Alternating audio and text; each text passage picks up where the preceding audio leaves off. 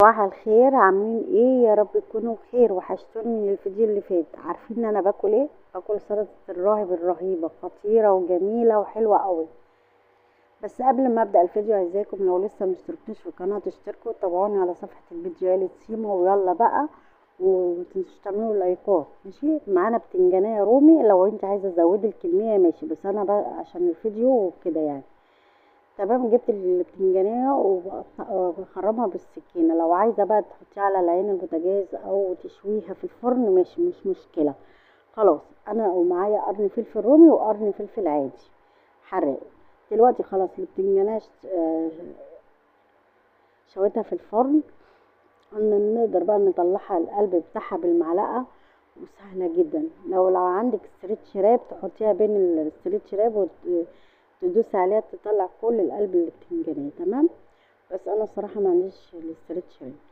هنبدأ بقى خلاص نظبط بقى البتنجان، وهنطلع بقى الفلفل الرومي اللي احنا شويناه مع البتنجانية. شايفين؟ هنقشر بقى الفلفل الرومي، وهنبدأ بقى نهرسها بالمعلقة. والفلفل الحراق نفس الكلام، نقشره ونبدأ بقى نهرسه بالمعلقة. سهلة وسريعة وجميلة وحلوة. او لو ملكيش نفس في الأكلة دي تأكل، وحلوة جدا وخطيرة. يعني لو عايزة تزودي الكمية زودي. انا عملت كده عشان بصور فيديو، والصراحة ندمت، قلت يا ريتني كنت زودت الكمية عشان طعمها خطيرة. معانا بصلاية صغيرة وطماطم وكزبرة. حزمة الكزبرة صغنونة. نقطع بقى الدانة ديت، ومش عايزينها نحط بقى، نقطع بقى الكزبرة بطريقة صغيرة.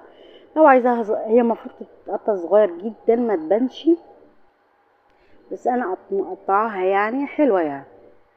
هنجيب بقى الطماطم نفس الكلام، كل الطماطمايه ماسكه نفسها عشان ما تبقاش مليانه عصير وكده. تبقى سلطه البتنجان الرهيب، سلطه الراهب الرهيب، ما تبقاش مليانه ميه. فاهمين؟ هنقطعها تقطيع صغير. انا مقطعه برضو كبير، مش عارفه ليه في ايه. برضو طماطمايه يعني. الصراحه ما عنديش طماطم في التلاجة، بس قلنا ايه، هاخد بقى حته بصلايه صغيره. البصل بتدي طعامة للسلطة. المفروض نقطعها اصغر من كده، بس مش مهم. الصراحة ما كانتش مش وحشة، لا بالعكس، طعمها كانت خرافة وبتعمل.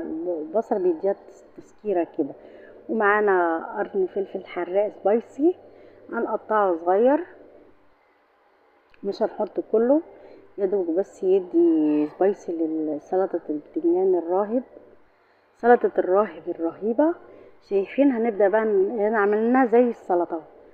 نزلنا بقى الطماطم والكزبرة والبصل، وهنقلب على البتنجان وهنقلبه كويس قوي. في ناس بتحط دبس رمان، حطينا كان في شوية شبت قلت احطهم بالمرة.